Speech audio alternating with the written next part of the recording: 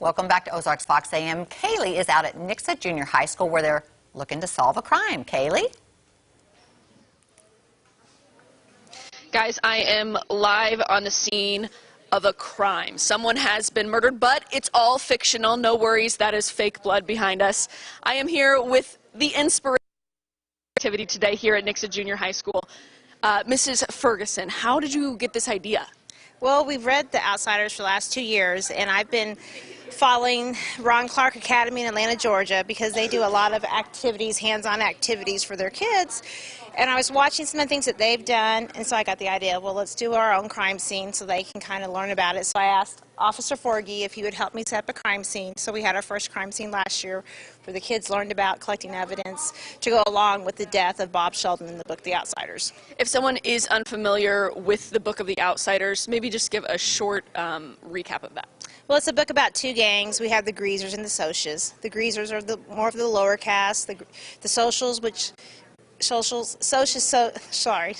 is short for socials, and they're the rich kids. They have a beef between each other. They're always getting on to each other's turf. So one night there's a big fight in the park, and Bob, one of the Socials, is trying to drown Ponyboy Curtis, and he's about to die. So Johnny jumps up, his best friend, and saves Ponyboy's life. So the students are looking to solve this murder today, and this is the second year doing this crime scene kind of thing. What have you seen the students get out of it? Well, it's a nice activity outside the classroom. We're getting away from the books. We're getting away from just the normal worksheets. They're getting to be actively involved. They're getting to meet law enforcement from the community, and they're actually getting to do an activity they find to be a lot of fun. Awesome. Can I get a detective? I will get one for you. Detectives will be looking to solve this murder within a short time frame. They've only got 1 hour period, so we'll see what this detective has found so far, clue-wise. Can I get your name? Marielle. Awesome. This is Detective Marielle. She's a professional. What have you gathered so far?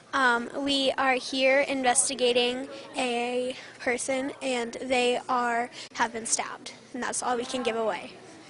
That's all you know so far? That's all we can give away about the case. Oh, I guess we're media. We're media, so we don't get all the details yet.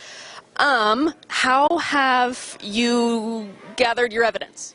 We have taken pictures and swabs of the DNA samples. Are you working with other law enforcement? Yes.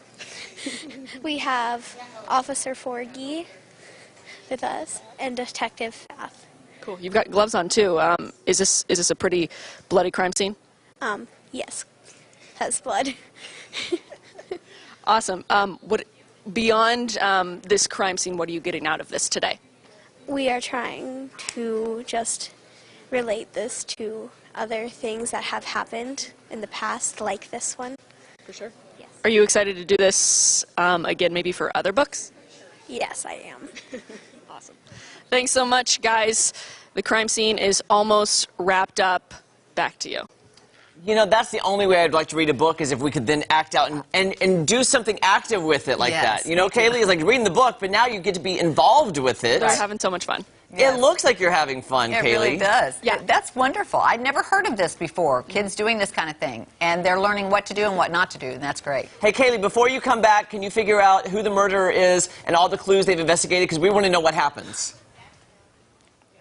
For sure, for sure. I'll get all the details. All right. Thanks, Kallie.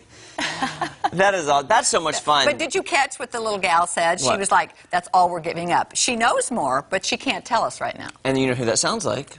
Our law enforcement. The law enforcement who say, we have no further details at this time. No more comments. They cannot give away too much That's because right. it might jeopardize the investigation. And, you know, this is good what they're learning because we have heard stories where something was not done exactly right, and it's messed up the whole case. Yes, and finding out what's admissible later in court or not. Yeah. And it's hard then when you're needing a jury who hasn't been tampered with. I mean, there's so many pieces to criminal justice. I say these kids are having a ball. Right, and you always want to think that justice wins out, and I have a feeling these kids are on the case. Yeah. Justice will be served. You know, we hope so, but not always, and that's the difficult part. It is. Because I'm all about justice. I'm about justice. And, you know, and it doesn't always turn out the way you want it to. Kelly, did you know I have a nephew named Justice? No! I do. You do? I have a nephew named Justice. I love His name that. is Justice Rabe, and he is... I hope he goes to law enforcement. Is that right? I don't love know. that. He just really loves bowling right now. Yeah, but. the things that always got me riled up were issues of justice. Yeah. Yes. Social justice, just injustice. Just injustice in general. But it's also great to get these kids involved, because what if one of these junior high schoolers ends up going into law enforcement? I would say they would. That might spark the interest for a career and might help people in the future with, you know, future cases. Yeah, we appreciate the people that can do that, because honestly, that's a job I could not do. No. Absolutely. I could not be a doctor? No, I couldn't be a doctor. I couldn't be a crime solver like that, or...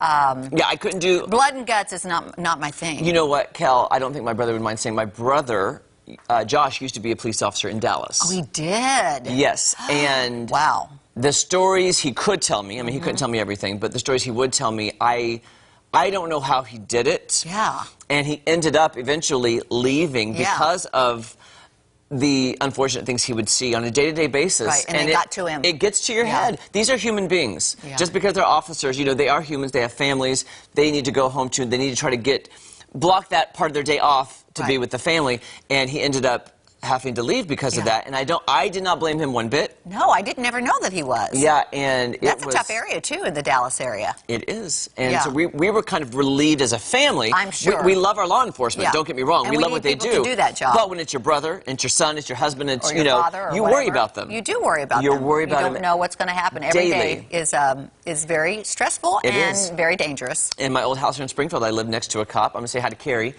She was a police officer. Yeah. And I just respect her so much for doing that, because I knew her family, and you know, it's like you just pray for them every single day. Yeah, they must have just a real service-oriented personality for sure. I think so. Thank you to all of our law enforcement. Absolutely. We love you. We really do. Yes, we do.